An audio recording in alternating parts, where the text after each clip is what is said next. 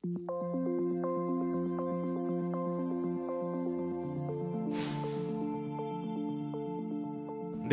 வாழ்க்கையில் ஒரு நன்மையான காரியம் செய்வதற்கு எந்த தீமையான வழிகளையும் கர்த்தர் யூஸ் பண்ண மாட்டார்.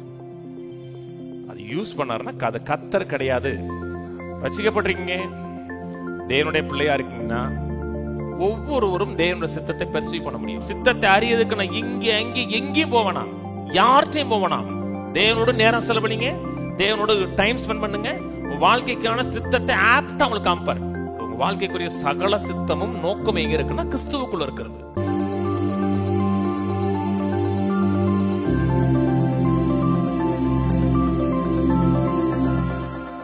இன்னையிலிருந்து ஒரு முக்கியமான தலைப்பை பேச ஆரம்பிக்கிறேன். இது நான் பேசணும்னு ரொம்ப நாள் நினைச்ச ஒரு டாபிக். கிறிஸ்தவ சமுதாயம் சபை அறிய வேண்டிய ஒரு முக்கியமான ஒரு காரியம். இன்றையிலிருந்து ஒரு சில வாரங்களுக்கு அந்த தலைப்பை பேச விரும்புகிறேன். நம்முடைய வாழ்க்கைக்கான தேவனுடைய நோக்கங்களை அறிந்து கொள்வது எப்படி என்று பேச விரும்புகிறேன். நம்முடைய வாழ்க்கைக்கான தேவனுடைய நோக்கங்களை அறிந்து அந்த நோக்கத்தில் நாம் வாழுகிறோம் என்றால் அதுதான் மெய்யான சந்தோஷத்தையும் நிறைவையும் மன ரம்மியத்தை ஏற்படுத்தி கொடுக்கும். காலையில் எழுகிறோம், எழுந்த உடனே என் வாழ்க்கைக்கான தேவனுடைய நோக்கத்தில் நான் வாழ்ந்துகிட்டு இருக்கேன் அப்படின்னு வாழும் பொழுதுதான் ஒரு நிறைவை ஏற்படுத்தி கொடுக்கும். என் வாழ்க்கை எதே வாழ்கிறோம், சாப்பிடுகிறோம், இருக்கிறோம், உடுத்துகிறோம், ஏதோ ஒரு மனிதனை போல வாழுகிறோம் என்று நான் வாழ விரும்பலை. தேவனுடைய சித்தத்துக்கு வெளியே வாழ விரும்புகிற நான் வாழ்கிற வாழ்க்கை தேவனுடைய சித்தத்தின் மையமாக இருக்கணும். இந்த பூமியில் நிறைவாக வாழ்ந்து 100 வருஷமோ 120 வருஷமோ அல்லது கிறிஸ்து வருகிறவரை நான் இருக்க போகிறேன் அப்படின்னு இருந்தாலும் சரிதான். ஒரு வாழ்க்கையின் முடிவுக்கு வரும் பொழுது என் வாழ்க்கைக்கான தேவனுடைய நோக்கத்தை நிறைவேற்றினா இதைத்தான் செய்யணுமா, அல்ல வேறு செய்ய முடியாது நான் அழைக்கப்பட்டனா, அனுப்பப்பட்டனா, வாழ்க்கை வீணா கழிச்சிட்டனா அப்படின்னு ஒரு குழப்பம் இல்லாமல் என் வாழ்க்கைக்கான தேவனுடைய நோக்கத்தை நான் நிறைவேற்றி விட்டேங்கிற ஒரு நிச்சயமுள்ள மக்களாக தான் பரலோகம் போகணும். பணக்காரன் ஆயிட்டோம், செல்வந்தன் ஆயிட்டோம், 2 பிள்ளைகளை பெற்றோம், அந்த பிள்ளைகளை கரையேற்றியாச்சு, அந்த பிள்ளைகளுக்கு தேவையான சொத்து ஒரு 4 தலைமுறைக்கு சேர்த்து வச்சிட்டோம், அது தேவ சித்தம் கிடையாது. இது எல்லாம் சாதாரண மனுஷன் கூட செய்கிறான். நம்ம வாழ்க்கைக்கான தேவ சித்தம் எந்த நோக்கத்துக்காக தேவன் நம்மை அழைத்தாரோ வடிவமைத்தாரோ அந்த நோக்கத்தை நிறைவேற்றி நித்தியும் போதுதான் அது விருப்பம். அதுதான் தேவன் விரும்புகிறார். அநேக மக்களுக்கு 4 வழி சந்தில் நிற்கிறாங்க, எந்த பாதையில் போகணும்னு தெரியல. அந்த புதுவோட வாக்கு தத்தம் செய்தி எடுக்கும்போது ஒரு வசனத்தை எடுத்தேன், அதை நான் சொல்லலை. ஒரு கழுத குட்டியை ஒரு 20 வழி சந்தியில் ஒரு வாசலரே கெட்டிருக்கிறான் இருக்கு. பொதுவாக வாசல்னா ஒரு வீட்டுக்கு தான் இருக்கணும், ஒரு வீட்டு வாசல் அருகே அப்படின்னு பைபிள் சொல்லவில்லை. ஒரு 20 வழி சந்தியில் ஒரு வாசல் அருகே அப்படி தான் பைபிள் சொல்லுது.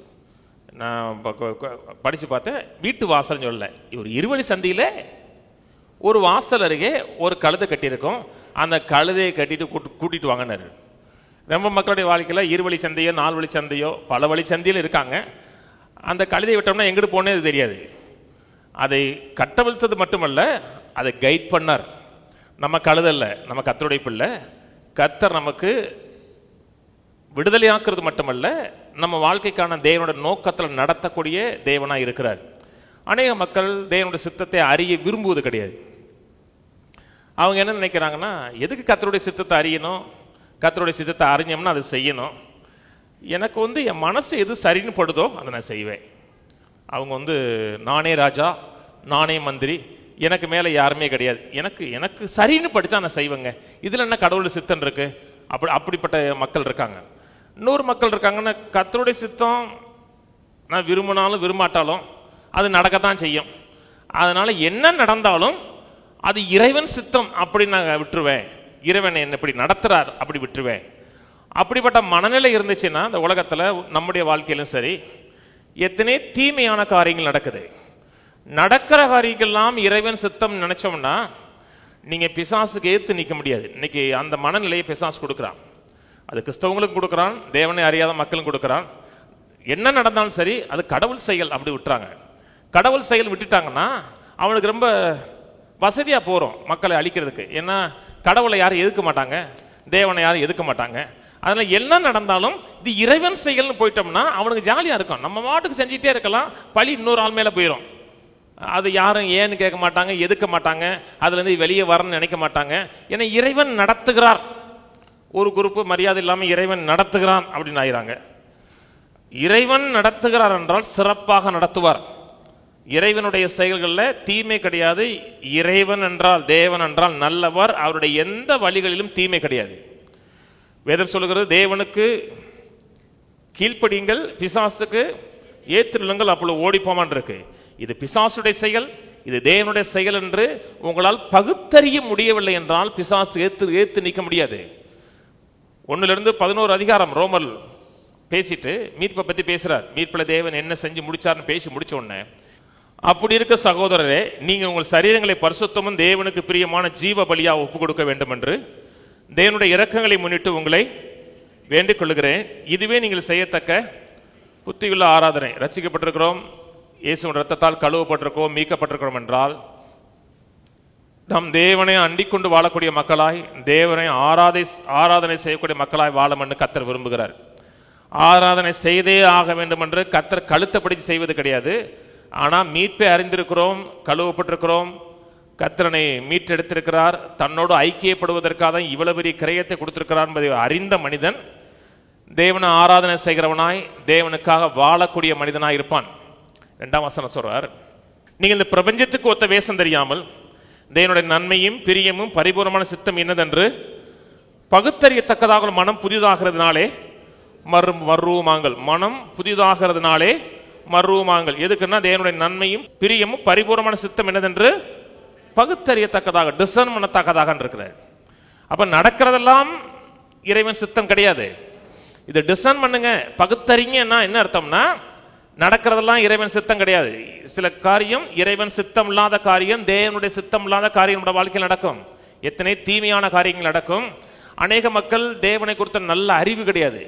ஒரு சில மக்கள் தேவனை அறியல, தேவனை விட்டு வெளியே இருக்கிறாங்க. ரட்சிக்கப்பட்ட மக்களும் தேவனை குறித்து துல்லியமான அறிவில்லை. தேவனை குறித்து நல்லவர், நன்மை செய்வார், தேவன் நம்மை உயர்த்துவார், மேலே கொண்டு வருவார், சிறப்பாக வாழ வைப்பாருங்கிற எண்ணம் மக்கள் மத்தியில் கிடையாது. இந்த உலகம் போகிற போக்கிலேயே நம்மளும் போய்கிட்டு இருந்தோம்னா தேவனுடைய நன்மையும் பிரியமும் பரிபூர்ணமான சித்தம் என்னது என்பதை நம்ம அறிந்து கொள்ள முடியாது. இந்த உலகம் எதுவும் அலசி ஆராயாது. இது கடவுளுடைய செயலா, இது தேவனுடைய செயலா, இது பிசாசுடைய காரம் இருக்கா, அப்படி எதுவும் அலசி ஆராயிற கிடையாது.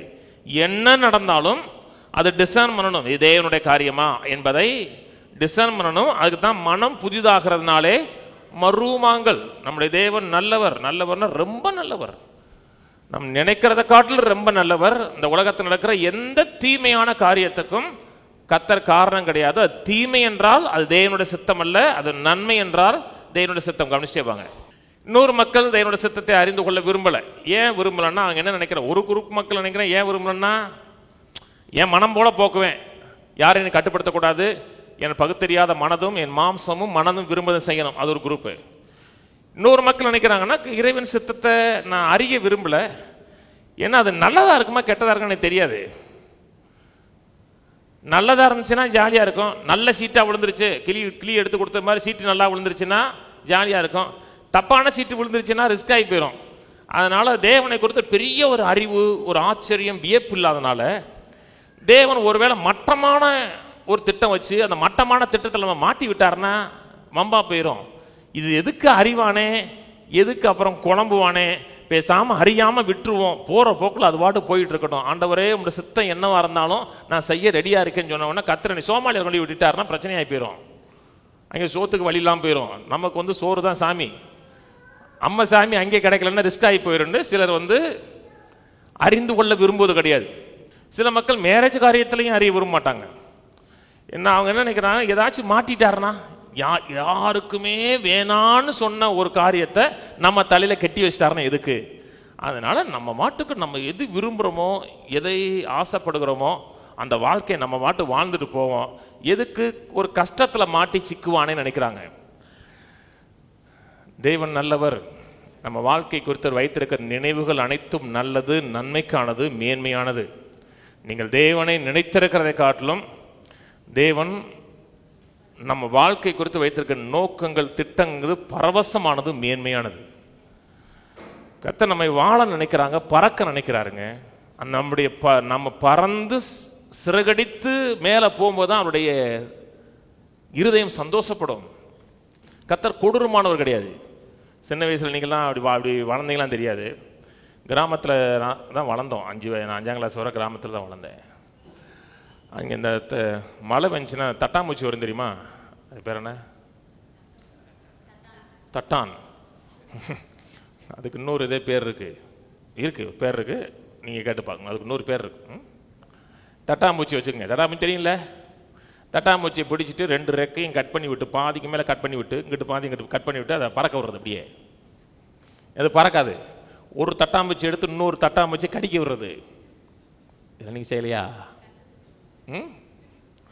ஏன்னா ஒரு கொடூரமான புத்தி நமக்கு.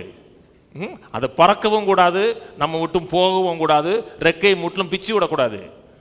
கர்த்தர் அப்படிப்பட்டவர் கிடையாது. நம்ம பறக்கணும், சிறப்பாக வாழ நினைக்கிற தேவன். நமக்காக வைத்திருக்க திட்டங்கள், நோக்கங்கள், ஆலோசனைகள் அனைத்தும் நல்லது. அதை அறிந்தோம் என்றால் அந்த திட்டத்தால் வாழணும்னு நினைப்போம், அதில் அறிந்து கொள்ளணும்னு நினைப்போம், அவரை அண்டிக் கொண்டு வாழ நினைப்போம். இன்னொரு மக்கள் தேவனுடைய சித்தத்தை அறிய விரும்புகிறாங்க. ஒரு குரூப் மக்கள் கம்யூனிஸ்ட் வரீங்க, இன்னைக்கு ஃபவுண்டேஷன் போடுறேன், இதில் நிறையா போவோம், ட்ராவல் நிறைய எடுப்போம்னு நினைக்கிறேன். இன்னொரு மக்கள் சித்தத்தை அறிய நினைக்கிறாங்க. ஆனால் அவங்க மனதில் என்ன நினைப்பு இருக்குன்னா, சித்தத்தை அறிய முடியாதுங்கிற எண்ணம் இருக்கு. கர்த்தருடைய சித்தம் அவ்வளவு ஈஸியாக அறிய முடியாது, கடினமானது.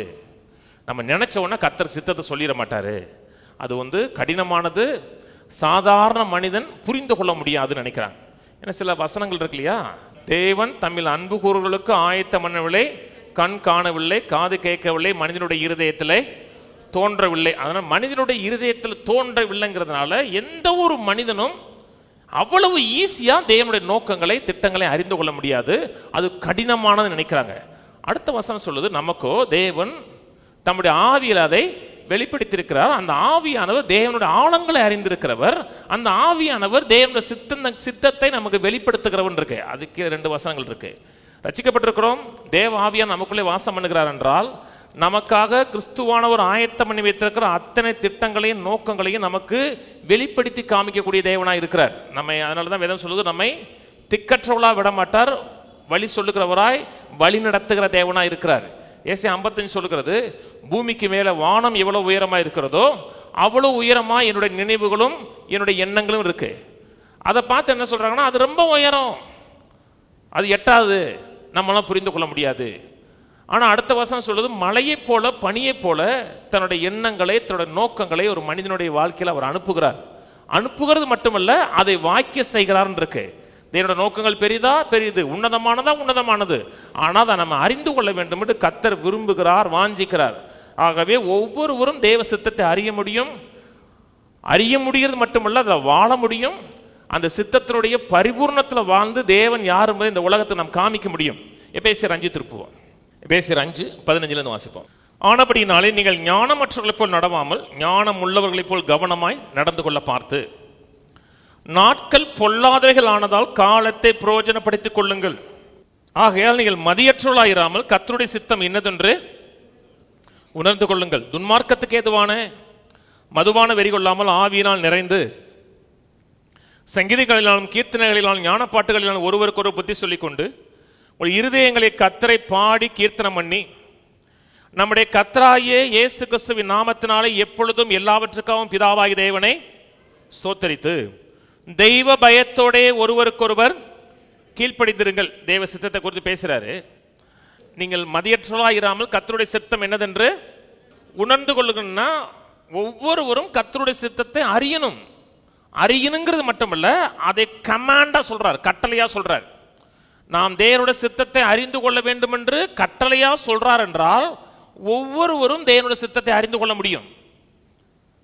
எல்லாருமே அதனாலதான் அது முடிந்தா அறிந்து கொள்ளுங்க சொல்லல. நீங்க மதி இல்லாமல் கர்த்தருடைய சித்தம் என்னதென்று ஒவ்வொருவரும் டிசர்ன் பண்ணுங்க, அறிந்து கொள்ளுங்கிறார். அதுல ஒரு சித்தம் சொல்லுகிறார், துன்மார்க்கத்துக்கு எதுவான மதுவான வெறி கொள்ளாமல் ஆவியினாலே நிறைந்து. இந்த ஆவியினாலே நிறைந்துங்கிற வார்த்தை கிரீக்ல பிரசன்ட் பாசிவ் இம்பரேட்டிவ்ங்கறாங்க. அது டென்ஸ் 12 டென்ஸ்ல, இங்கிலீஷ்ல இருக்க 12 டென்ஸ் அது கிடையாது. நான் கிரீக் டென்ஸ் சொன்னேன். Present passive imperative.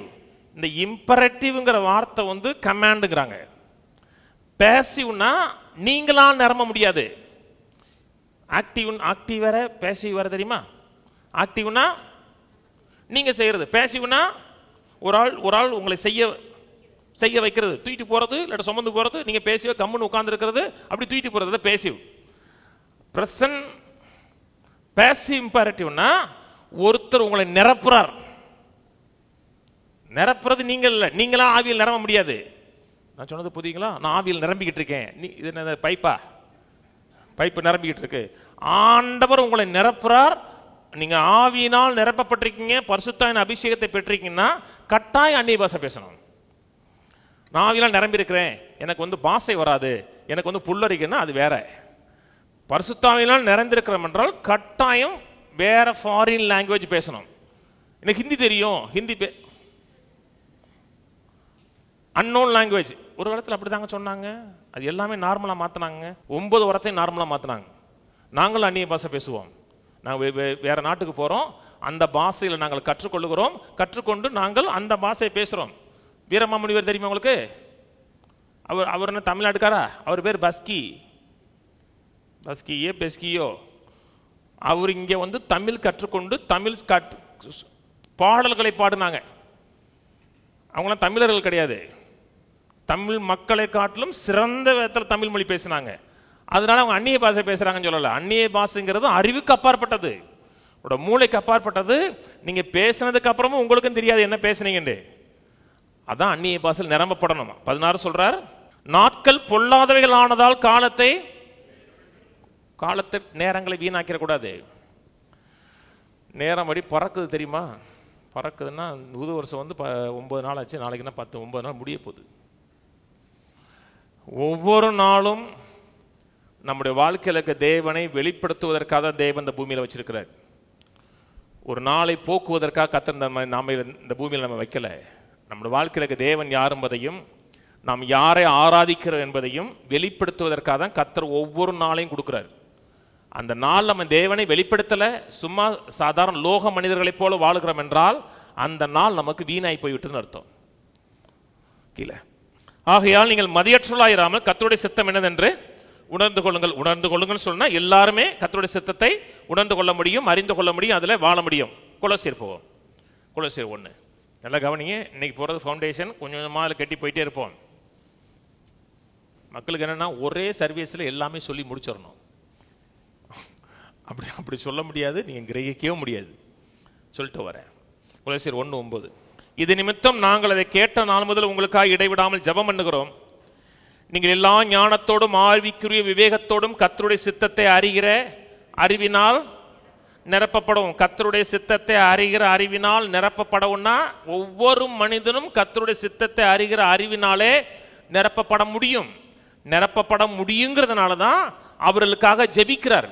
கீழே உள்ள வசனங்கள் அனைத்தும் ஒரு மனிதன் எல்லா ஞானத்தோடும் ஆவிக்குரிய விவேகத்தோடும் கர்த்தருடைய சித்தத்தை அறிகிற அறிவினால் நிரப்பப்பட்டிருக்கிறான் என்றால் அவன் வாழ்க்கையில வரக்கூடிய பெனிஃபிட் என்னன்னு கீழே பேசுறார்.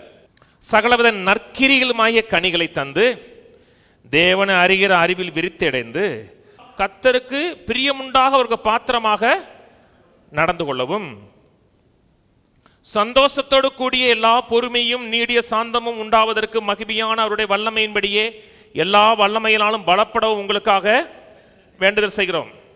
ஒளியிலுள்ள பரிசுத்தவானுடைய சுதந்திரத்தில் பங்கடைவதற்கு நம்மை தகுதி உள்ளவர் ஆக்கினவரும் இருளின் ராஜ்யத்திலிருந்து நம்மை விடுதலையாக்கி தமது அன்பின் குமாரனுடைய ராஜ்யத்துக்கு உட்படுத்தினவருமாகிய பிதாவை சோத்தரிக்கிறோம். 9ஆம் வசனம் சொல்லுகிறார், அவருடைய சித்தத்தை அறிகிற அறிவில நிரப்பப்படணுங்கிறாரு. சித்தத்தை அறிகிற அறிவில் நாம் நிரப்பப்படுகிறோம் என்றால் 10 சகலவித நற்கிரிகளுமாகிய கனிகளை தருவோம். தேவனுக்கு பிரியமாக வாழ முடியும் சொல்றாரு. கர்த்தருக்கு பிரியம் உண்டாக அவருக்கு ஒரே நம்முடைய வாழ்க்கையின் ஒரே நோக்கம் தேவனுக்கு பிரியமா வாழணும், தேவனை கனப்படுத்தணும், தேவனை உயர்த்தி காமிக்கணும், நம்ம ஆராதிக்கிற தேவன் யார் என்பதை காமிக்கணும், நம்முடைய பரலோக தகப்பனுக்கு பிரியமா வாழணும். வேற எந்த நோக்கம் கிடையாது, அவரை பிரியப்படுத்தி வாழணும். அப்படி பிரியப்படுத்தி வாழ வேண்டும் என்றால் சகல ஞானத்தோடும் அவரை அறிகிற அறிவினாலே நிரப்பப்படுகிறோம் என்றால் சகலவித நற்கனிகளையும் நம்ம கொடுக்க முடியும். ஒவ்வொரு மனிதனும் கனி கொடுக்கிற வாழ்க்கை இருக்கணும். கனி என்று சொல்லும் பொழுது நம்ம உற்பத்தி பண்ணுவது கிடையாது. கனி என்பது சித்தத்தை அறிகிற அறிவின் விளைவாக வரக்கூடிய பை ப்ராடக்ட். நான் ஏதே ஒரு காரியத்தை விரும்புகிறத செய்கிறேன். நான் வாழ்க்கை ஃபுல்லாக பிஸியாக தான் இருந்தேன், காலையிலிருந்து எனக்கு உட்கார நேரம் இல்லை, பயங்கர பிஸியாக இருந்தேன், நிறைய வேலை செஞ்சேன், அது கனி இல்லாமல் இருக்கலாம். தேவனுடைய பார்வையில் அது வீணாகவே இருக்கலாம். அவ்வளவும் தேவனுடைய பார்வையில் ஜீரோவாக இருக்கலாம். ஏனென்றால் அது அவர் ப்ரொடியூஸ் பண்ணலை, நீங்க ப்ரொடியூஸ் பண்ணதா இருக்கணும். அவர் ஒரு காரியத்தை ப்ரொடியூஸ் பண்றார் என்றால் அது ஒண்ணுதான் தேவனுடைய பார்வையில் கனி. நான் சொன்னது புரியுதுங்களா? உங்க வாழ்க்கைக்கென்று தேவன் எந்த நோக்கம் வைத்திருக்கிறாரோ அந்த நோக்கத்தை அறிந்து அந்த நோக்கத்தின் மூலமா வரக்கூடியதான் கனி. நான் சொன்னது புரியுதுங்களா? சில மக்கள் அன்னைக்கு ஒருத்தர் இன்னைக்கு தான் காலையில் ஒரு பிசினஸ் விஷயமா என்கிட்ட பேசினார். பாஸ்டர் ஜெபம் பண்ணுங்கன்னாரு. அதை நான் விலைக்கு சொல்றேன்னாரு. தயவு செய்து வேணாம், அந்த பிசினஸை நான் விலைக்கு கேட்டு நான் என்ன பண்ண போறேன்? நான் எந்த பிசினஸ் என்னை பற்றி சொன்னா கூட நான் வேணான்றுவேன். நான் அந்த பிசினஸ் நான் செய்ய போறதும் கிடையாது, அதில் நான் இன்வால்வ் ஆக போறதும் கிடையாது. அந்த பிசினஸ் செஞ்சு நான் என்ன பண்ண போறேன்? என் பிசினஸ் செய்யறதுக்கு எனக்கு நேரம் இல்லை. இது ஒரு பிசினஸ்ங்க. பிசினஸ்னா தேவனுடைய பைபிள் சொல்லுது we are doing God's business இருக்கு. பார்த்தீங்களா? பிசினஸ்னா வியாபாரம் கிடையாது. வியாபாரமா பார்க்குறாரு பார்த்தீங்களா? ஊழியத்தை வியாபாரமா பார்த்துட்டாரு. தேவனுடைய வேலையை செய்கிறோம். இங்கிலீஷில் we are doing God's businessங்கிற வார்த்தையை யூஸ் பண்றாங்க. பிசினஸ்னா தேவனுடைய வேலை. பிசினஸ்னா வியாபாரம் கிடையாதுங்க, அவங்களுக்கு ஆர்டைன் பண்ணப்பட்ட ஒரு வேலை. இது சம்பந்தமா என்கிட்ட பேசுங்க, அதை ஏற்றுக்கொள்வேன். அதுல வர்ற கனி கர்த்தருக்கு மகிமையா இருக்கும். கவனிக்கிறீங்க? தேவ சித்தத்தை அறியணும். மக்கள் தேவ சித்தத்தை ரெண்டு விதமா பார்க்குறாங்க. எந்த விதத்தில் பார்க்கணுங்கிறது மூணாவது பாயிண்ட் நீங்க ஆரம்பிச்சுறேன். புதிய ஏற்பாட்டு கண்ணோட்டத்தில் தான் தேவ சித்தத்தை அறிய முடியும். ஒரு காரியம் மக்கள் பார்க்கறது, தேவன் சாவரின் காட். தேவன் சாவரின் காட், சர்வத்தையும் கட்டுப்படுத்தக்கூடிய ஒரு தேவன்.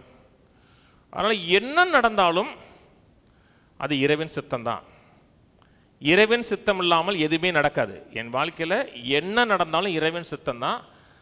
ஏதாச்சும் ஒன்று நல்லது நடக்கலைன்னா நான் வாங்கி வந்த விதி அப்படின்ட்டுருவாங்க. எனக்கு கிடைச்சது அதான்.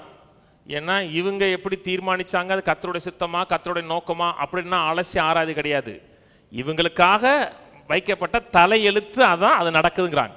அப்படின்னா ஏதோ ஒரு விதத்தில் தெரிந்தோ தெரியாமலோ நடக்கிற எல்லா காரியத்துக்கு பின்னாடி கர்த்தர் இருக்கிறார், கர்த்தருடைய கரம் இருக்கிறது. ஒருவேளை கர்த்தர் அதை அனுமதிச்சிருக்கலாம், அதனால கர்த்தருடைய செயலாக இருக்கலாம் நினைக்கிறாங்க. அப்படிங்க தேவன் சாவரின் காடா? தேவன் சாவரின் காடு. ஆனா மனிதனை கர்த்தர் படைக்கும் பொழுது மனிதனையும் ஒரு சாவரின் மனிதனா படைச்சார். சமயத்தில் ஒரு போதனை போதிச்சேன், தேவனுடைய சர்வ வல்லமையும் மனிதனுடைய அதிகாரம்னு போதிச்சேன்.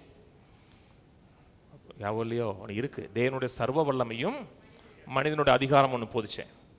தேவன் சர்வ வல்லமையுள்ள தேவனா இருந்தாலும் மனிதனுக்கு கர்த்தர் அதிகாரத்தை கொடுத்திருக்கிறார், தெரிந்து கொள்ளக்கூடிய சித்தத்தை கொடுத்திருக்கிறார். கவனிக்கிறீங்க? நடக்கிற எல்லா செயலும் ஏதோ ஒரு விதத்தில் தேவன் நடப்பிக்கிறார், அல்லது தேவனுடைய பெர்மிஷன் இருக்கிறது என்றால் குட்டி கழிச்சு பார்த்தா எப்படியோ அது கடவுளுடைய சித்தம் நினைச்சோம்னா, நியாய தீர்ப்பு நாளில் எதை நியாயம் தீர்க்க போறார் அவரு? எல்லாமே என்னது? அவர் செயல் தான். அவர் செய்ய வச்சாரு, நம்ம செஞ்சோம். அப்ப நியாய தீர்ப்பு நாளில் எதை நியாயம் தீர்க்க போறாரு? நியாய தீர்ப்பு நாள் ஒன்று இருக்கா? நமக்கு இருக்கு. நமக்கு கிரீடமா கிரீடம் இல்லையாண்டு கடவுளை அறியாத மனிதனுக்கு வேற நியாய தீர்ப்பு. நமக்கு இருக்க நியாய தீர்ப்பு வேற. நம்முடைய நியாய தீர்ப்பு கிறிஸ்துவின் நியாயாசனத்துக்கு முன்பாக இருக்கணும். அந்த கிறிஸ்துவின் நியாயாசனங்கிறது நியாய தீர்ப்பு உள்ள தண்டனை கிடையாது. அது பேமாசிட்டு. பேமாசிட்டுனா நம்முடைய நற்கிரிகளுக்கு தேவன் கொடுக்கிற ரிவார்டு. அந்த ரிவார்டு பரலோகத்துக்கு உள்ள நடக்கக்கூடிய ரிவார்டு. நான் சொன்னது புரியுதுங்களா? எல்லாமே இறைவன் சித்தத்தின்படி தான் நடக்குன்னா எல்லாருக்குமே அந்த அந்த 1ஆம் நம்பரை பெருசாக்கி எல்லாருமே 1ஆம் நம்பரில் நிற்க வேண்டியதான். 2ஆம் நம்பர் 3ஆம் நம்பர் நிற்கிற இடம் இருக்காது. ஏன்னா எல்லாமே இறைவன் சித்தம் தான். ஒரு பிள்ளை மானவங்கப்படுத்தப்படுறாள் உலகத்தில், அது தேவ சித்தமா? சிறு பிள்ளைகள் கொல்லப்படுகிறார்கள், தேவ சித்தமா? தேவ சித்தம் கிடையாது. எந்த தீமையான காரியத்துக்கும் தேவ சித்தம் கிடையாதுங்க. இன்னைக்கு மக்களுடைய மனதில் ஏதாச்சும் ஒரு தீமை நடந்துச்சுன்னா தேவ சித்தம், நல்லது நடந்துச்சுன்னா தேவ சித்தம் கிடையாது. நான் சொல்றது புரியுதுங்களா? ஒரு சர்ச்சுக்கு போறோம், கர்த்தர் எல்லாரும் சைக்கிள் வாங்கி கொடுப்பாரான்னு கேட்டா வாங்கி கொடுப்பாரு. கர்த்தர் எல்லாரும் பைக் வாங்கி கொடுப்பாரா? வாங்கி கொடுப்பாரு. எல்லாருக்கும் கார் வாங்கி கொடுப்பாரா? பாதி பேர் வாங்கி கொடுப்பாருமாங்க. எல்லாருக்கும் பென்ஸ் வாங்கி கொடுப்பாரா? இது ப்ராஸ்பரிட்டி காஸ்பல்ன்றாங்க. உடனே அடுத்த அடி அடிப்பாங்கன்னா இது ப்ராஸ்பரிட்டி காஸ்பல். சைக்கிள் வாங்கி கொடுப்பாரா? நல்லவர், அந்த அளவுக்கு நல்லவர். பைக் வாங்கி கொடுப்பாரா? வாங்கி கொடுக்க வாய்ப்பு இருக்கு. காரு வாங்கி கொடுப்பாரு. Benz prosperity gospel. அதாவது ஒரு அளவுக்கு அவரால் செய்ய முடியும்.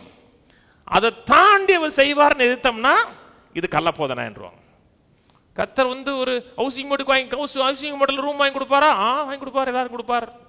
வீடு இல்லாதவங்களுக்கு வீடு வாங்கி கொடுப்பார். 2 சென்ட்ல கொடுப்பாரா? கட்டாயம் கொடுப்பார். 15 சென்ட்ல வீடு கட்ட கொடுப்பாரா? இது ப்ராஸ்பரிட்டி. அதாவது ஒரு லெவலுக்கு கொடுப்பார். அதை தாண்டிட்டார்னா அவரால் முடியாது. அப்போனா அவருடைய வல்லமை லிமிட் பண்றோம். ஆனா கர்த்தர் கொரோனாவை கொடுப்பாரா? கட்டாயம் கொடுக்கலாம், வாய்ப்பு இருக்கு. தீமை எவ்வளவு உச்சகட்டத்தில் சொல்லுங்க, அது கர்த்தர் செய்யலாமாங்க? எங்க இருக்கு? கிறிஸ்தவத்தை தான் இருக்குங்க. தேவனை குறித்து அறிவு இல்லைன்னு அர்த்தம். தேவனை குறித்து அறிவில்லை என்றால் அவருடைய சித்தத்தில் வாழ முடியாது. அவர் நமக்காக வைத்திருக்கிற நிறைவில் வாழ முடியாது. சில சொல்றாங்க இது கர்த்தர் அனுமதிச்சிட்டாருலாங்கிறாங்க. கர்த்தர் அனுமதிச்சாரா? கொரோனாவை கர்த்தர் அனுமதிச்சாரா? அனுமதிச்சாருங்க. அனுமதிச்சாருன்னா அவர் சைன் போட்டு அனுப்பல. அது நடக்கும் பொழுது அதை ஒன்றும் கர்த்தர் இல்லை வரக்கூடாது அப்படின்னு நடுவில் நிக்கல. நான் சொன்னது புரியுதுங்களா? ஏதேன் தோட்டத்தில் நன்மை தீமை அறியத்தக்க மரத்தின் கனியை வச்சாரு. அதை ஆதாம் ஏவாள் சாப்பிடும் போது அதை அனுமதிச்சாரா?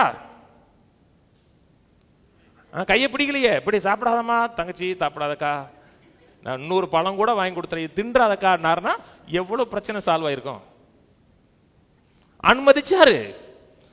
ஏன்? அதுக்கு முன்னாடி சொன்னார். என்ன நினைக்கிறாங்கன்னா, அப்ப அது நடந்துருந்துச்சுன்னா இறைவன் சித்தம் தானே, நடக்கத்தான் செஞ்சு.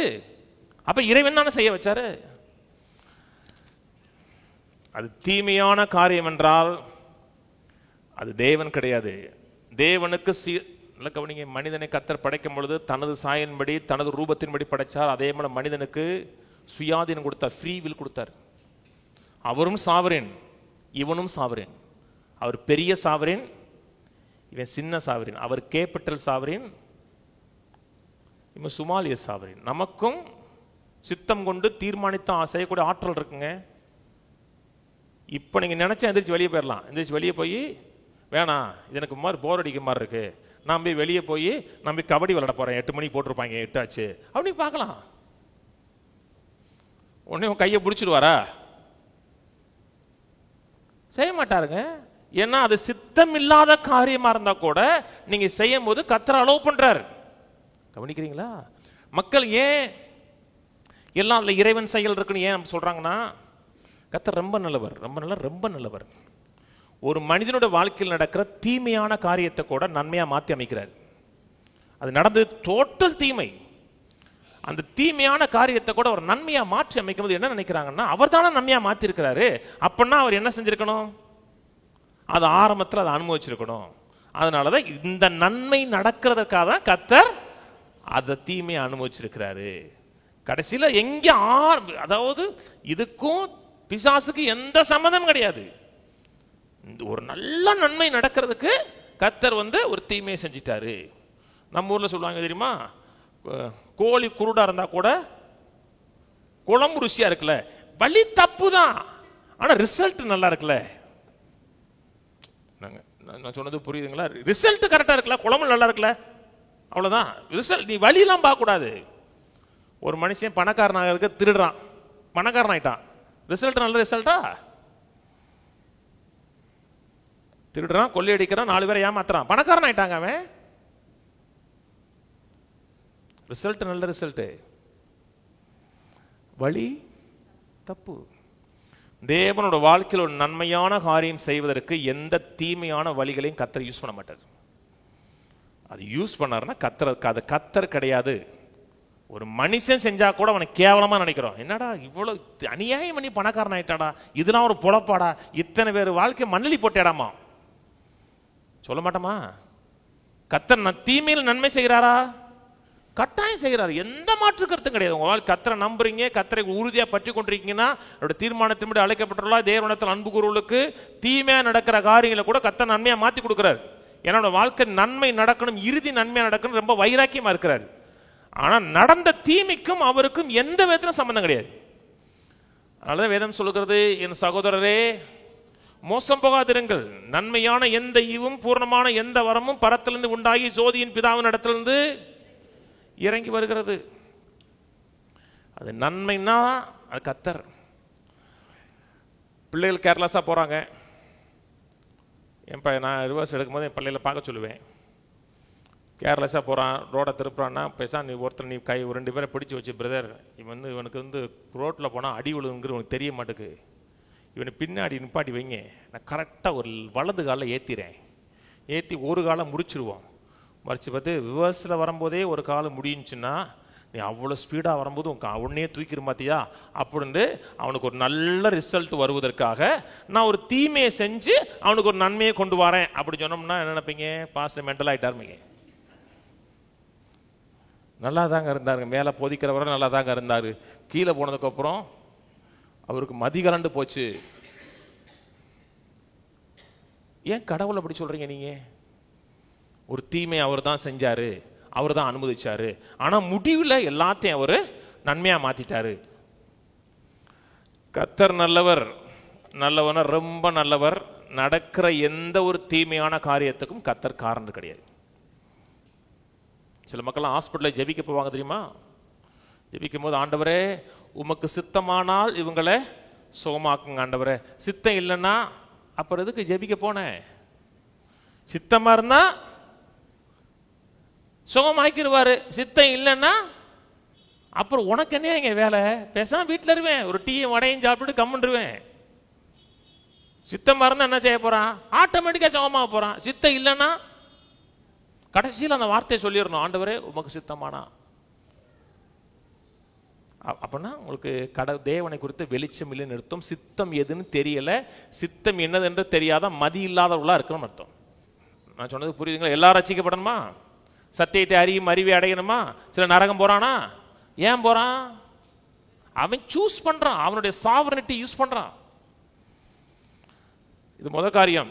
நடக்கிறதெல்லாம் தேவனுடைய கட்டுப்பாட்டில் இருக்கு. இன்னொரு மக்கள் நினைக்கிறாங்கன்னா, அந்த ரோமர் 12:2 சொன்ன பார்த்தீங்களா, தேவனுடைய நன்மையும் பிரியமும் பரிபூர்ணமான சித்தம். தேவனுடைய சித்தத்தில் 3 ஸ்டேஜ் இருக்குன்னு நினைக்கிறாங்க அவங்க. முதல்ல நன்மையான சித்தம், அப்புறம் பிரியமான சித்தம், அடுத்து பரிபூர்ணமான சித்தம். இப்போ நான் கர்த்தருடைய நன்மையான சித்தத்தில் இருக்கிறேன். நான் இன்னும் அதிகமாக கர்த்தருக்கு பிரியமாக வாழும் பொழுது, நான் பரிசுத்தமாக வாழும் பொழுது, ஒப்பு கொடுத்து வாழும் பொழுது கர்த்தர் என்னை பிரியமான சித்தத்தை கொண்டு போயிடுவாரு. அப்புறம் என்னை பரிபூர்ணமான சித்தத்தை கொண்டு போயிடுவாரு. இப்போ நான் வாழ்றது பரிபூர்ணமான சித்தம் இல்லை, ஏன்னா என் வாழ்க்கை பரிபூர்ணமா இல்லை. என் வாழ்க்கை என்னைக்கு பரிபூர்ணமா இருக்கிறதோ அன்னைக்கு தான் அவர் என்னை பரிபூர்ணமான சித்தத்தை கொண்டு போவாரு. இப்போ நான் ஒரு மெக்கானிக்கா இருக்கிறேன். இது கர்த்தர் எனக்கு அனுமதிச்ச திட்டம். அதுலயும் பெர்மிசிபிள், பெர்ஃபெக்ட் வில் இருக்கு. அது பைபிள் அல்ல, எத்தனையே போதனைகள் உள்ள போகுது. பெர்மிசிவ், இப்போ கர்த்தர் இந்த சித்தத்தில் பெர்மிஷன் பண்ணியிருக்கிறாரு. இப்போ இந்த பெர்மிசிவ் வில் இருக்கிற நான் ரொம்ப அர்ப்பணித்து ஒப்பு கொடுத்து போனதுக்கு அப்புறம் நான் பெர்ஃபெக்ட் வில்ல ஊழியக்காரன் ஆயிடுவேன். ஏன்னா அவங்களுக்கு சித்தம் தெரியல, நோக்கம் தெரியல, தேவனுடைய வழிநடத்தல் தெரியல. இதெல்லாம் சரியான காரியம் கிடையாது. அப்போ சித்தத்தை அறிவது புதிய ஏற்பாடு சொல்ற வெளிச்சம் என்ன? புதிய ஏற்பாட்டில் தேவனுடைய சித்தத்தை அறிந்து கொள்வது எப்படி, தேவனுடைய சித்தத்தில் வாழ்வது எப்படி? புதிய ஏற்பாட்டு வெளிச்சம். ரட்சிக்கப்பட்டிருக்கீங்க, தேவனுடைய பிள்ளையா இருக்கீங்கன்னா, தேவனுடைய சித்தத்தை சரியான விதத்தில் வாழுகிறோம் காமிக்கிறேன். நான் சொல்ற இந்த மெத்தடில் வாழ்ந்தீங்கன்னா ஒவ்வொருவரும் தேவனுடைய சித்தத்தை பெர்சீவ் பண்ண முடியும். பெர்சீவ் பண்ணா உணர முடியும், ஃபீல் பண்ண முடியும் சொல்லலை. பெர்சீவ் பண்றது வேற, ஃபீல் பண்றது வேற. பெர்சீவ் பண்றது ஆவியில தெரியும், உணர்றதுங்கிறது பாடியில் இருக்கிற செயல். கவனிக்கிறீங்க? பொதுவாக கர்த்தருடைய சித்தம் அப்படின்னு சொல்லும் பொழுது மக்கள் நினைக்கிற முதல் கேள்வி, நான் என்ன செய்யணும், நான் என்ன செய்யணும், எங்கே போகணும், எனக்கு என்ன இருக்கணும். இதான் நான் என்ன செய்ய வேண்டும் என்று கர்த்தர் திட்டமிட்டிருக்கிறார், எதை நிறைவேற்றும் என்று கர்த்தர் திட்டமிட்டிருக்கிறார், என் வாழ்க்கையில் என்ன இருக்க வேண்டும் என்று கர்த்தர் திட்டமிட்டிருக்கிறார். அவங்க சித்தம் வந்தாவே முதல்ல வர்றது ஆக்ஷன் தான் உள்ள வருவாங்க. அதுல செகண்டரி, அது பிரைமரி கிடையாது, செகண்டரி. பிரதானமான சித்தம் என்பது கிறிஸ்துவோடு நான் இணைக்கப்பட்டிருக்கணும், தேவனை அறிகிற அறிவில் நான் இன்பமா இருக்கணும், அவருடைய அன்பில் நான் திளைக்கணும். அவருக்குள் இருக்கிறோம், அவருக்குள் பிழைக்கிறோம், அவருக்குள் அசைகிறோம் இருக்கு பார்த்தீங்களா? அப்படிப்பட்ட வாழ்க்கை வாழ்றீங்க. முற்றிலுமாக தேவனோடு நெருங்கி தேவனை அறிகிற அறிவில் வாழ்கிறீர்கள் என்றால், நீங்க என்னவாக உருவாக்கப்பட்டிருக்கிறீர்கள் அதுல வாழ்கிறீர்கள் என்றால், நீங்க என்ன செய்ய வேண்டுங்கிறது தன்னால தெரிய ஆரம்பிக்கும். கவனிங்க, முக்கியமான காரியம். உங்களோட டூயிங்ல கவனம் செலுத்தாதீங்க, நான் என்னவா இருக்கிறேங்கிறதுல கவனம் செலுத்துங்க. நான் நீதிமானா இருக்கிறேன், பரிசுத்தமாக்கப்பட்டிருக்கிறேன், இந்த உலகத்துக்கு உப்பா இருக்கிறேன், ஒளியா இருக்கிறேன், தேவனுடைய ராஜரிய ஆசாரிய கூட்டமாக இருக்கிறேன். நான் என்னவா இருக்கிறேன் என்கிற காரியத்தில் நீங்க வேரூன்றினீர்கள் என்றால் என்ன செய்ய வேண்டுங்கிறது பை ப்ராடக்டா வரும். நான் சொன்னது புரியுதுங்களா? உங்களை ஒன்னா உருவாக்கி இருக்கிறார், அவரோடு இருக்கும்படியாக, அவரை அறியும்படியாக, அவரை அறிகிற அறிவில நாளுக்கு நாள் முன்னேறும்படியாக. அதான் நாம் தேவன் வைத்திருக்கிற நிலை. இந்த நிலையில உறுதியா இருந்தோம் என்றால் செய்யக்கூடிய செயல் தானாக வர ஆரம்பிக்கும். பிரதானமான சித்தம், நாம் அவரோடு இணைக்கப்பட்டிருக்கிறோம், அவர் என்னோடு இணைக்கப்பட்டிருக்கிறார். அதன் விளைவாக தான் கனிகள் வருகிறது. நீங்கள் என்னிலும் என் வார்த்தை உங்கள் நிலைத்திருந்தாலும் பார்த்தீங்களா, அவரோடு அபேடாகிறோம், அவரோடு நெருங்குறோம். அந்த ஜீவனில் இன்பம் காணும் பொழுது இந்த உள்ள இருக்கிற ஜீவன் வெளியே வர ஆரம்பிக்கும். இந்த உள்ள இருக்கிற ஜீவன் எந்த ஃபார்ம்ல வெளியே வருகிறதோ அதான் நோக்கம். கவனிச்சே வாங்க. நீங்க டாக்டரா இருக்க அழைக்கப்பட்டிருக்கலாம். உலகத்தில் எத்தனை பேர் டாக்டர் இருக்காங்க? ஆனா நீங்க தேவனால் அழைக்கப்பட்ட டாக்டரா இருக்கீங்கன்னா உங்களுக்குள்ள இருக்கிற கிறிஸ்துவுடைய ஜீவன் அந்த ப்ரொஃபஷனல்ல வெளிப்படணும். நான் சொன்னது புரியுதுங்களா? நீங்க மெக்கானிக்கலா இருக்கலாம். மெக்கானிக்கா கவனிங்க, பொதுவா மக்கள் சித்தம்னாவே மாம்சத்தில் செய்யக்கூடிய செயலைத்தான் முதல்ல கொண்டு வராங்க. நான் என்ன செய்யணும், என் மாம்சத்தில் எப்படி இருக்கணும். சரி, 50 வருஷம் டாக்டர் ஆயிட்டீங்க, இப்ப டாக்டர் ப்ரொஃபஷனல் இல்லை, இப்ப நீங்க அப்ப சித்தத்தில் இல்லையா? சித்தம் முடிஞ்சிருச்சா? 60 வயசுல ரிட்டையர்மெண்ட் உங்களுக்கு கொடுத்துட்டாங்க, இப்ப நீங்க சித்தத்தில் இல்லையா? பிரதானமான சித்தம் என்பது ஒரு மெக்கானிக்கா இருக்கீங்க, டாக்டரா இருக்கீங்க, பாஸ்டா இருக்கீங்க கிடையாது. பிரதானமான சித்தம் அவரோடு இணைக்கப்படுவது, அவரை அறிகிற அறிவில வளர்வது, அவர் உங்களுக்குள்ள இருப்பது, நீங்கள் அவருக்குள்ள இருப்பதுதான் பிரதானமான சித்தம். அந்த சித்தத்தில் நீங்க வேரூன்றி கட்டப்பட்டிருக்கிறீர்கள் என்றால் என்ன செய்ய வேண்டுங்கிறது தன்னாக கொஞ்ச நாள வரும். இதை பைபாஸ் பண்ணிட்டு நீங்க செகண்ட் போனீங்கன்னா வாழ்நாள் முழுக்க விரக்தி மட்டும்தான் இருக்கும். உங்க சித்தமே தெரியாது, கடைசி வரை தெரியாது. நான் பாஸ்டா இருக்கேன், பாஸ்டா இருக்க முடியாது அழைக்கப்பட்டிருக்கிறேன். நான் ஒரு இடத்துக்கு போறேன், அங்கே வந்து நான் பாஸ்டா போல, அங்கே போனோன்னா மைக் இங்கே நான் வந்துட்டேன், நான் ஒரு பாட்டு பாட போறேன்.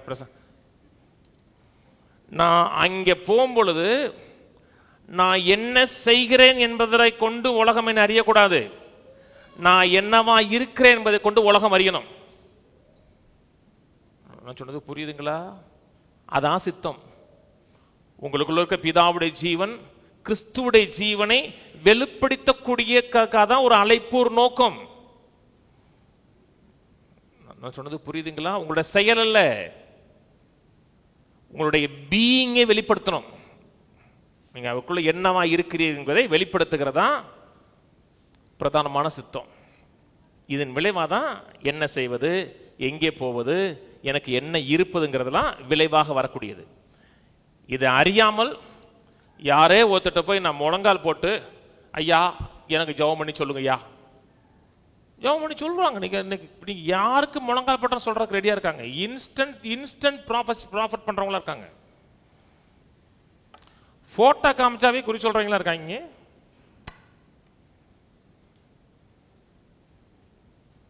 குறி சொல்றாங்க. அவங்க வந்து சொல்றத வந்து இவங்க வந்து அந்த காலத்தில் லெட்டர், இப்போ வந்து செல்ல வாய்ஸ் ரெக்கார்ட் பிடிக்கிறாங்க. அப்படியே வாய்ஸ் ரெக்கார்ட் பிடிச்சு இதான் சொல்றா, அதான் சொல்றா, இதான் சொல்றா, இதான் சொல்றா, இதான் சொல்றா, இதான் சொல்றாரு.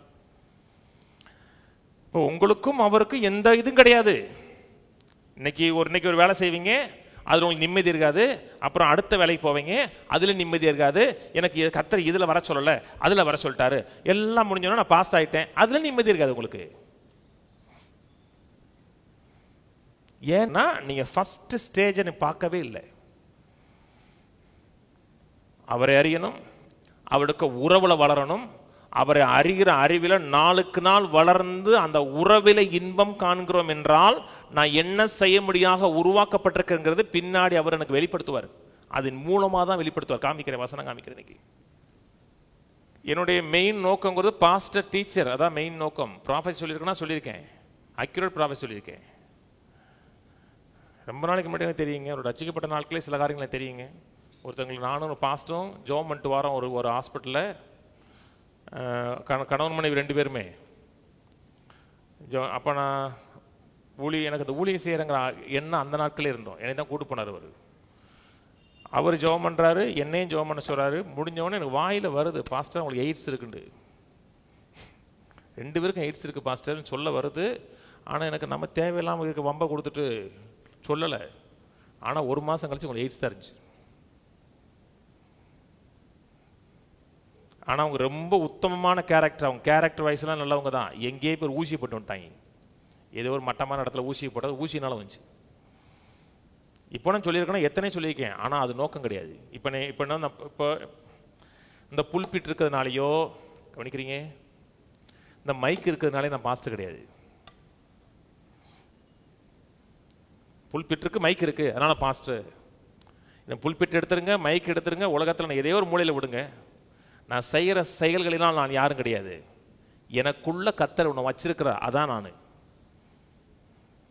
நான் சொன்னது புரியுதுங்களா? என்னுடைய செயல் இன்னைக்கு மக்கள் சித்தம்னா என்ன செய்ய செயலை கூப்பிட்றாங்க. என்ன செயல், என்ன செய்யறீங்க, அதெல்லாம் அப்புறம்.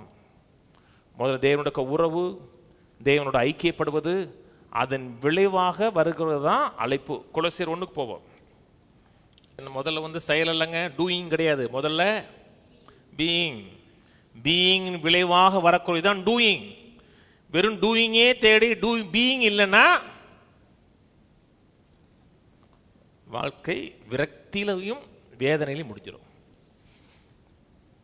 என்னவா இருக்கிற விளைவாக தான் ஒன்று செய்கிறோம், அதான் கனி. கொலோசியர் 1:24 வாசிக்கிறேன். இப்பொழுது நான் உங்கள் நிமித்தம் அனுபவிக்கிற பாடுகளில் சந்தோஷமடைந்து கிறிஸ்துவனுடைய உபத்திரவங்களில் குறைவானதை என்னுடைய சரீரமாகிய சபைக்காக என் மாம்சத்திலே நிறைவேற்றுகிறேன். ஆதி காலங்களுக்கும் தலைமுறைகளுக்கும் மறைவாயிருந்து இப்பொழுது அவருடைய பசுத்தவான்களுக்கு வெளியாக்கப்பட்ட ரகசியமாகிய தேவ வசனத்தை பூர்ணமாக வெளிப்படுத்துகிறதற்கு உங்கள் பொருட்டு தேவனால் எனக்கு அளிக்கப்பட்ட உத்தியோகத்தின்படியே நான் அந்த சபைக்கு ஊழியக்காரனானே. காலிங்க பத்தி பேசுறார், என்னவா செய்யறேன்னு காலிங்க பத்தி பேசுறார், கீழே அழைப்பை பத்தி பேசுறார். புரஜாதிகளுக்குள்ளே விளங்கிய இந்த ரகசியத்திலுள்ள மகிமையின் ஐஸ்வர்யம் என்னதென்று தேவன் தம்முடைய பரிசுத்தவான்களுக்கு தெரியப்படுத்த சித்தமானார். கிறிஸ்துவானவர் மகிமையின் நம்பிக்கை உங்களுக்குள்ள இருப்பதே அந்த ரகசியம். எந்த மனுஷனையும் கிறிஸ்து இயேசுவுக்குள் தேறினவனாக நிறுத்தும்படிக்கு அவரையே நாங்கள் அறிவித்து எந்த மனுஷனுக்கும் புத்தி சொல்லி எந்த மனுஷனுக்கும் எல்லா ஞானத்தோடும் உபதேசம் பண்ணுகிறோம். எல்லா மனுஷனையும் நாங்கள் 28 எல்லா மனுஷனையும் தேறினவனாக நிறுத்தணும், மெச்சூரா நிறுத்தணும். கவனிக்கிறீங்க? வளர்ச்சி அடைந்த மனிதனை நிறுத்தணும். அப்படி வளர்ச்சி அடைந்த மனிதனை நிறுத்தணும் என்றால் அவனுக்குள்ள ஒன்று சொல்லிக் கொடுக்கணும். கிறிஸ்துவானவர் மகிமையின் நம்பிக்கையாக உனக்குள்ள இருக்கிறார் என்பதை ஒவ்வொரு வாரமும் டீச் பண்ணணும். அது ஒண்ணுதான் அவனை மெச்சூர் ஸ்டேஜுக்கு மாத்துது. அவனுக்குள்ள என்ன இருக்கிறது, அவனுக்குள்ள என்ன டெபாசிட் பண்ணப்பட்டிருக்கிறதை அறியணும்.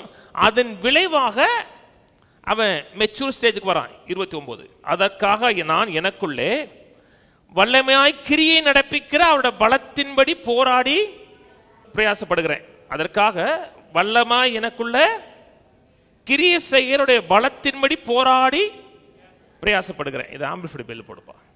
நான் வேலை செய்கிறேன். ஏன் வேலை செய்யறேன்னா எனக்குள்ள இருந்து என்னை உந்தி தள்ளுதுங்கிறாரு. நானா வேலை செய்யல, எனக்குள்ள இருந்து ஒன்னு என்னை உந்தி தள்ளுது. ஒரு பவர் என்னை ஆக்டிவேட் பண்ணுதுங்கிறாரு. அந்த பவர் தான் கிறிஸ்துவானவர் மகிமையின் நம்பிக்கையாக நமக்குள்ள இருக்கிறது. For this I labor unto weariness, striving with all superhuman energy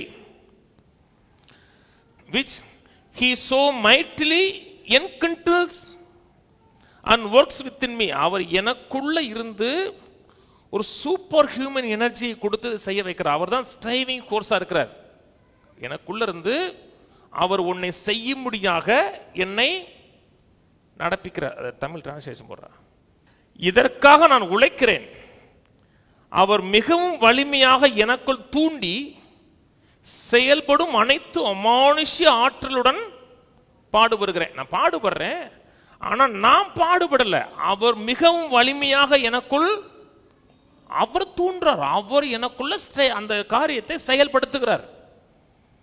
நான் சொன்னது புரியுதுங்களா? நானா ஒரு சித்தத்தை அறிந்து ஆண்டவரே நான் இதை செய்ய போறேன், இதை செய்ய முடியும், ஆசீர்வதிங்கன்னு நான் கேட்கல. அவரோட நான் பழகினேன், அவரோட உறவாடினேன். அவரே எனக்குள்ள ஒரு விருப்பத்தை வைத்து அதை செய்யும்படியாக என்னை தூண்டுகிறாருங்கிறார். நான் சொன்னது புரியுதுங்களா? நம்மளா ஒன்று திட்டமிட்டு நோக்கமிட்டு நான் இதை செய்யலான் இருக்கேன், ஆண்டவரே இதை ஆசீர்வதிங்கன்னு சொல்லலை. அவர் எனக்குள்ள ஒரு நோக்கத்தை வச்சு, திட்டத்தை வச்சு, அவர் எனக்குள்ள வலிமையாக தூண்டி விடுகிறார், செய்யும்படியாக ப்ராம்ப்டிங் பண்றார். எதை செய்யும்படியாக நான் ஆழமா ப்ராம்ப்டிங் பண்ணப்படுகிறனோ அது என் வாழ்க்கை குறித்து தேவ சுத்தம். ஆனா முதல்ல எங்கே போகணும்னா செயலுக்கு போகக்கூடாது. அவருடைய உறவு. கொலோசியர் 2:1 வாசிப்போம். உங்களுக்காகவும் லவோதிக்காவில் இருக்கிறவர்களுக்காகவும் சரீரத்தில் என் முகத்தை காணாதிருக்கிற மற்ற எல்லாருக்காகவும் மிகுந்த போராட்டம் எனக்கு உண்டென்று நீங்கள் அறிய விரும்புகிறேன். அவருடைய இருதயங்கள் தேற்றப்பட்டு அவர்கள் அன்பினால் இணைக்கப்பட்டு பிதாவாகிய தேவனுக்கும் கிறிஸ்துவுக்கு உரிய ரகசியத்தை அறிந்து கொள்ளுகிற உணர்வின் பூர்ண நிச்சயத்தினுடைய எல்லா ஐஸ்வர்யத்திற்கும் உரியலாக வேண்டும் என்று இப்படி விரும்புகிறேன். அவருக்குள் ஞானம், அறிவு என்பவைகளாகிய பொக்கிஷங்கள் எல்லாம் அவருக்குள் ஞானம், அறிவு என்கிற பொக்கிஷங்கள் எல்லாம் கிறிஸ்துவுக்குள்ள இருக்கிறது. எல்லா அறிவும் யாருக்குள்ள இருக்கிறது? கிறிஸ்துவுக்குள்ள இருக்கிறது. எல்லா ஞானம் இவருக்குள்ள இருக்கு, கிறிஸ்துவுக்குள்ள இருக்கிறது. எல்லா சித்தம் எங்க இருக்கிறது? கிறிஸ்துவுக்குள்ள இருக்கு. உங்க வாழ்க்கைக்குரிய சகல சித்தமும் நோக்கம் எங்க இருக்குன்னா கிறிஸ்துவுக்குள்ள இருக்கிறது. சித்தங்கிறது 7 மலை தாண்டி 7 கடல் தாண்டி ஒரு குருவிக்குள்ள வைக்கல, கடனிமா வைக்கல. கிறிஸ்துவோடு இருக்கிற உறவின் மூலமாக சித்தத்தை அறியலாம். சித்தத்தை அறியதுக்கு நான் இங்கே அங்கே எங்கேயும் போவேனாம். இந்த ப்ராஃபட், அந்த ப்ராஃபட், அந்த தீர்க்கதரிசி யார்கிட்டையும் போவேனாம். தேவனோடு நேரம் செலவழிங்க, தேவனோடு டைம் ஸ்பெண்ட் பண்ணுங்க. வாழ்க்கைக்கான சித்தத்தை ஆப்டா உங்களுக்கு காமிப்பார். இதான் சித்தங்கிறத டோட்டலா காமிப்பார். விலைக்கு சொல்றேன். காரியம் என்ன? முழுக்க அவர் அண்டி கொண்டிருக்கணும், அவருக்கா வாழணும். இது நடந்த சம்பவம். ஒரு ஊழியக்காரர் ஆப்பிரிக்கா ஊழியம் போயிருக்காரு. ஆப்பிரிக்கா மக்கள் மத்தியில் ஊழியம் போயிருக்காரு. அவங்க டோட்டலாக அவங்க வாழ்கிற வாழ்க்கை உங்களுக்கு எப்படின்னு தெரியும். கடவுளை அறிந்திருக்க மாட்டாங்க. நவீன காரியம் எதுவுமே கிடையாது. உலக நாகரிகம் எதுவுமே கிடையாது. ஒருத்தனுக்கு ஒருத்தின் வாழ்கிற வாழ்க்கை கூட கிடையாது. இங்கே சில இடத்துக்கு போனோம்னா நீங்கள் போனீங்கன்னா உங்களே அடிச்சு தின்றுவாங்க. அப்படிப்பட்ட இருக்குது. நம்ம நாட்டிலே அந்தமான் தீவு இருக்குது தெரியுமில்ல? சமீபத்தில் ஒருத்தர் போய் கொண்டுட்டாங்க தெரியுமா? அப்படி நம்ம நாட்டிலே அப்படி தீவுகள் இருக்குது. ஆப்பிரிக்காவில் ஒரு முதல் தீவை போயிருக்காரு. இவர் ஒரு வெள்ளைக்கார ஊழியக்காரர். அவங்கெல்லாம் கருப்பாக இருக்கிற ஆட்கள்.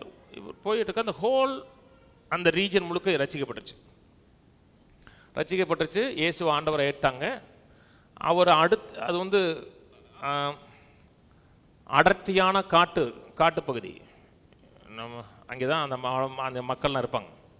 அங்கே அந்த மக்கள் ஏற்றுக்கணும்னா அவர் அடுத்த மக்களுக்கு போக விரும்பியிருக்கிறாரு. நீங்கள் ஆப்பிரிக்கன் ஜங்கிளுக்குள்ளே போய் கூகுள் மேப் போட முடியாது. மேப்பு போட்டு அந்த கேம்பஸ் இருக்குது தெரியுமா? தெரியாதா? அந்த காலத்தில் அப்படி தான் கேம்பஸ்னால் மேப்பில் வச்சு வடக்கு போகிறது, தெற்கு போகிறது, மேப்பை வச்சு போவாங்க. அப்படியும் போக முடியாது. அப்போ கேட்டிருக்காரு, எனக்கு அடுத்த இடத்துக்கு போவதற்கு எனக்கு ஒரு ஆள் அனுப்புங்கன்னு இருக்காரு. அந்த காட்டுவாசி தலைவர் ஒரு நோஞ்சானா ஒரு அரைக்கால் டவுசரை போட்டவொடனே ஒரு சின்ன கத்தியை கொடுத்து அனுப்பியிருக்காரு. அவனை பார்த்தோன்னே இவனோட இவன் போகிறது, ஏன்னா காட்டு மிருகங்கள் இருக்கும், இவனை நம்பி போகிறதுக்கு அவர் விரும்பலை. இவனை போங்கன்னாரு. அவன் முன்னாடி போயிட்டான். இவர் போக விரும்பலைங்க. இவனை எப்படி நம்புறதுண்டு? அவன் திரும்பி வந்தவொடனே சொல்லியிருக்கான், நீ என்னத்தான் நம்பணும், நான் தான் உங்களுக்கு வழி, நான் தான் உங்களுக்கு பாதை, என்னை பின்பற்றி வந்தீங்கன்னா உங்களை எங்கே கொண்டு போகணுமோ அங்கே கொண்டு போய் வேண்டியிருக்கார். அந்த பையனை டோட்டலாக நம்பிட்டு அவர் அடுத்த இடத்துக்கு போயிருக்காரு. ஏன்னா அவனுக்கு வழி தெரியும், எந்த இடத்துல ஆபத்து இருக்குன்னு தெரியும், எந்த இடத்துல மிருகங்கள் இருக்குன்னு தெரியும், எப்படி வெளியே போகணும்னு தெரியும், எல்லாமே அவனுக்கு தெரியும். அவன் லெஃப்டில் போனால் நீங்கள் லெஃப்டில் போகணும், அவன் ரைட்டில் போனால் ரைட்டில் போகணும். வாழ்க்கையில் தேவனுடைய நோக்கத்தை, தேவனுடைய சித்தத்தை அறிய வேண்டும் என்றால் ஆண்டவர் சொன்னால் நானே வழியும் சத்தியமும் ஜீவனுமாக இருக்கிறேன். வாழ்க்கையின் நோக்கத்தை அறியணும், திட்டத்தை அறியணும், என்ன செய்யணும், எங்கே போனேன், வாழ்க்கைக்கு என்னவா இருக்கு, என்ன இருக்கணும் என்பதை தேடாமல் அவரை முழுக்க முழுக்க அவரை நம்பி வாழுங்க, அவரை சார்ந்து வாழுங்க. அவருடைய ப்ராம்ப்டிங்க்கு ஏற்ற விதத்தில் செயல்பட்டீங்கன்னா நீங்க என்ன செய்யணும், ஏது செய்யணும், உங்கள் வாழ்க்கைக்கான நோக்கம் என்ன, திட்டம் என்ன, எல்லாவற்றையும் அவர் புரிந்து கொண்டு உங்களை வெளிப்படுத்துவார். ஆனால் இந்த பாயிண்ட்டை விட்டு டைரக்டாக செகண்ட் பாயிண்ட்டுக்கு போனீங்கன்னா அவன் சித்தத்தை அறிந்து கொள்ளவே முடியாது. என்ன செய்யணும்னு கத்தட்ட கேட்காதீங்க. முதல்ல நேரம் செலவழிங்க, டைம் ஸ்பெண்ட் பண்ணுங்க, அவரை அறிகிற அறிவில வளருங்க. வளரும் பொழுது எந்த நிலையில் இருந்தாலும் உங்களை ரம்மியமாக இருக்க முடியும், பரிபூர்ணமாக வாழ முடியும். பிலிப்பியர் போவோம். நீங்கள் ரொம்ப மக்கள் கர்த்தருடைய சித்தத்தை அறியாமல் இருக்கிறது பெரிய காரணம் என்னென்னா கடந்த கால தோல்விகளை பற்றி சிந்திப்பாங்க. ஒரு கால் கடந்த கால தோல்வியில் இருக்கும், இன்னொரு கால் எதிர்காலத்தில் என்ன செய்ய போகிறோமோ அதில் இருக்கும். ரெண்டுக்கு நடுவில் நிகழ்காலம் ஒன்று இருக்குது தெரியுமா, இன்னைக்குன்னு ஒன்று. கடந்த கால வெற்றியும் மறந்துடுங்க, கடந்த கால தோல்வியும் மறந்துடுங்க. இன்னைக்கு தேவனோட டைம் ஸ்பெண்ட் பண்ணுங்க, நேரம் செலவழிக்க. அவரோடு நெருக்கமான உறவுக்குள்ள வந்தீங்கன்னா அடுத்து என்ன செய்யணுங்கிறதை அவர் உங்களுக்கு ஒவ்வொரு நாளும் கைட் பண்ணுவார். பிலிப்பியர் 2 வருஷம் சொல்லி முடிப்போம். பிலிப்பியர் 2:12 அவர் எப்படி கர்த்தருடைய சித்தத்தை அறிந்து கொண்டான்னு பார்ப்போம். அதெல்லாம் எனக்கு பிரியமானவர்களே, நீங்கள் எப்பொழுதும் கீழ்ப்படுகிறபடியே நான் உங்களுக்கு சமீபமாய் இருக்கும் பொழுது மாத்திரமல்ல, நான் தூரமாக இருக்க இப்பொழுதும் அதிக பயத்தோடும் நடுக்கத்தோடும் ரட்சிப்பு நிறைவேற பிரயாசப்படுங்க. இதை ரொம்ப பேர் என்ன பண்ணிட்டாங்கன்னா, ரட்சிப்பு நிறைவேற பிரயாசப்படுங்க, நீ ரட்சிக்கப்படலை, நீ எப்படியாவது ரட்சிக்கப்பட்டு போயிடணும். ரட்சிப்பு நிறைவேற ஆங்கிலத்தில் ஒர்க் அவுட் யுவர் சால்வேஷன் இருக்கும். உங்கள் சால்வேஷனில் ஒர்க் அவுட் பண்ணுங்கன்னா, சால்வேஷன் ஆவியில் இருக்கா, இந்த ஆவியில் இருக்கிற சால்வேஷனை வெளியே கொண்டு வரணும், இந்த ஆவியில் இருக்கிற ஜீவனை வெளியே கொண்டு வரணும். கிறிஸ்தவ வாழ்க்கைங்கிறது நாமே ரட்சிக்கப்பட்டு பரிசுத்தமாகிறது கிடையாது. உள்ள என்னவா இருக்கிறோமோ உள்ள கிறிஸ்துவானவர் மகிமை நம்பிக்கையா இருக்கிறார், தேவனுடைய ஜீவன் இருக்கு, கிறிஸ்துவின் ஜீவன் இருக்கிறது. இந்த உள்ள இருக்கிற ஜீவனை மனது கொண்டு வர்றது, மனது கொண்டு வந்தீங்கன்னா சரீரத்துக்கு வரும். அப்படி சொல்லிட்டு அடுத்த வசனம் சொல்றாரு, ஏனெனில் தேவனே தம்முடைய தயவுள்ள சித்தத்தின்படி விருப்பத்தையும் செய்ய உங்களில் உண்டாக்குறார். ரட்சிப்பை ஒர்க் அவுட் பண்ணுங்கன்னு சொல்லிட்டு அடுத்து என்ன சொல்றாருன்னா, அவரே தம்முடைய தயவுள்ள சித்தத்தின்படி விருப்பத்தையும் ஏற்படுத்துவார், செய்ய ஏற்படுத்துவார். இந்த உள்ள இருக்கிற ரட்சிப்பை ஒர்க் அவுட் பண்ணுங்க. ரட்சிப்பில் என்ன பிரதானமான காரியம்? தேவனை அறிவது, கிறிஸ்துவை அறிவது, தேவனை அறிவது, கிறிஸ்துவை அறிவது. இந்த ரட்சிப்பில் ஒர்க் அவுட் பண்ணுங்க. இந்த ரட்சிப்பை ஒர்க் அவுட் பண்ணீங்கன்னா, ரட்சிப்பு நிறைவேற ஒர்க் அவுட் பண்ணீங்கன்னா, பிரயாசப்பட்டீங்கன்னா, அவரே தம்முடைய தயவுள்ள சித்தத்தின்படி விருப்பத்தையும் செய்ய வெளிப்படுத்துவார். விருப்பத்தை அறிய முடியும், பெர்சீவ் பண்ண முடியும். இதான் விருப்பம், இதான் விரும்புகிறார் என்பதை அறிய முடியும். அறியறது மட்டுமல்ல, அதை செய்யக்கூடிய ஆற்றலையும் பொட்டன்சியலையும் கொடுப்பார். கீழே பிலிப்பியர் 4 வாங்க, 4:10. என்னை விசாரிப்பதற்கு நீங்கள் இப்பொழுது மனமறந்தபடி நாளை கர்த்தருக்குள் மிகவும் சந்தோஷப்பட்டேன். இப்படி செய்ய எண்ணம் கொண்டிருந்தீர்கள், சமயம் மாத்திரம் உங்களுக்கு நேரிடவில்லை. என் குறைச்சலினால் இப்படி சொல்லுகிறதில்லை, ஏனெனில் நான் எந்த நிலைமையில் இருந்தாலும் மன ரம்மியமாயிருக்க கற்றுக்கொண்டேன். தாழ்ந்திருக்கும் எனக்கு தெரியும், வாழ்ந்திருக்க எனக்கு தெரியும். எவ்விடத்திலும் எல்லாவற்றிலும் திருப்தியாயிருக்கவும் பட்னியாயிருக்கவும் பரிபூர்ணமடையவும் குறைபடவும் போதிக்கப்பட்டேன். என்னை பலப்படுத்த கிறிஸ்துவினால எல்லாவற்றை செய்ய எனக்கு பலன் உண்டு. இப்ப எங்க இருந்து பேசுறாருன்னா, சிறைச்சாலையில் இருக்காரு. இப்போ ஊழியம் செய்யல, அப்போஸ்தலனா இல்ல, டீச் பண்ணிட்டு இல்லை. ஆனா நான் ஒரு ஊழியக்காரனை இல்லைங்கிறத அந்த ஐடென்டிட்டி அவரை விட்டு போல. சில நேரத்தில் பிரசங்கம் பண்ணாரு, சில நேரத்தில் கூடார வேலை செஞ்சாரு. கூடார வேலை செஞ்சதுனால அவருடைய அடையாளம் மாறவே இல்லை. எந்த நிலையில் இருந்தாலும் என்னுடைய அடையாளம் மாறாது. நான் செய்கிற செயல் என் அடையாளத்தை தீர்மானிக்காது. தேவனோடு இருக்கிற அடையாளம் என் செயலை தீர்மானிக்கும். விளங்கல? விளக்க மாதிரி இருக்கா? ஒன்று நான் செய்கிறேன் என்பதை காட்டிலும் கிறிஸ்துவுக்குள்ளாக நான் என்னவா இருக்கிறேங்கிறது தான் பிரதானமான காரியம். நான் எந்த நிலையில் இருந்தாலும் மனரம்யமா இருக்கேன். ஜெயிலில் இருந்தாலும் மனரம்யமா இருக்கேன், பிரசங்கம் பண்ணாலும் மனரம்யமா இருக்கேன், ரெவலேஷனை கொடுத்தாலும் மனரம்யமா இருக்கேன். ஏனென்றால் நான் என்ன செய்கிறேன் என்பது என் மனரம்யத்தை ஏற்படுத்தி கொடுக்கல, நான் யாருக்குள்ள இருக்கிறேன் என்பதான் மனரம்யத்தை ஏற்படுத்தி கொடுக்குதுன்னு. அதனால அந்த மனுஷன் ஜெயிலில் இருக்கும்போது பாட முடிஞ்சு. ஜெயிலில் அடிச்சு கால் மரத்தை மாட்டும் போதும் இந்த மனுஷன் மனரம்யமா பாடினார்னா தன்னுடைய நிலையில எந்த நிலையில் இருக்கேன், நான் அடிபட்டிருக்கிறேன் இல்லை நிறைவா இருக்கேன், பரிபூர்ணமா இருக்கிறேன், அது அவருக்கு மனரம்யத்தை ஏற்படுத்தி கொடுக்கல. அவர் மனரம்யம் அவருடைய செயலில் மனரம்யமா இல்லை, அவர் கிறிஸ்துவோடு இருக்கிற அந்த நிலையில மனரம்யமா இருந்தார். சொன்னது புரியுதுங்களா? அவரில் மனரம்யமா இருந்தீங்கன்னா உங்கள் வாழ்க்கைக்குரிய சகல நோக்கங்களையும் திட்டங்களையும் அறிந்து கொள்ள முடியும். கடைசி ஒரு வசனம் 1 தெசலோனிக்கேயர் 5:16 எப்பொழுதும் சந்தோஷமா இருங்கள், இடைவிடாமல் ஜெபம் பண்ணுங்கள், எல்லாவற்றிலையும் ஸ்தோத்திரம் செய்யுங்கள், அப்படி செய்வதே கிறிஸ்து இயேசுவுக்குள் உங்களை குறித்து தேவனுடைய சித்தமா இருக்கிறது. எல்லாவற்றுக்கும் ஜெபம் பண்ணுங்க, சந்தோஷமா இருங்க, இடைவிடாமல் ஸ்தோத்திரம் செய்யுங்க, அப்படி செய்வதே கிறிஸ்து இயேசுக்குள் உங்களை குறித்த. நான் என்ன செய்யணும்னு என்கிட்ட கேட்டீங்கன்னா ஸ்தோத்திரம் செய்யுங்க. என்ன செய்யணும்? எந்த வேலைக்கு போகணும்? தேவனை ஸ்தோத்திரம் செய்யுங்க. தேவனை ஸ்தோத்திரம் செய்யுங்கன்னா ஸ்தோத்திரம் அது இல்லை, அவரோட டைம் ஸ்பெண்ட் பண்ணுங்க, நேரம் செலவழிங்க.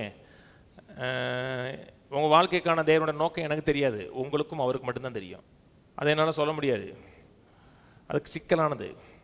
பாஸ்டர் யாரை கல்யாணம் பண்ணணும்? ரொம்ப சிக்கலானது. ரொம்ப ஸ்தோத்திரம் பண்ணுங்க.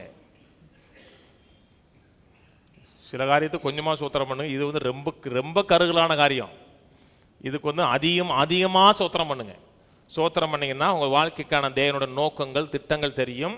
தேவனுடைய ஒரு நோக்கங்கள் கூட தீமையானது கிடையாது, அநீதியானது கிடையாது, பொல்லாது கிடையாது. தேவனுடைய அனைத்து நோக்கங்களும் நன்மையானது, நன்மைக்கு எதுவானது, உயர்ந்தது, எக்ஸைட் ஆனது, பரவசமானது.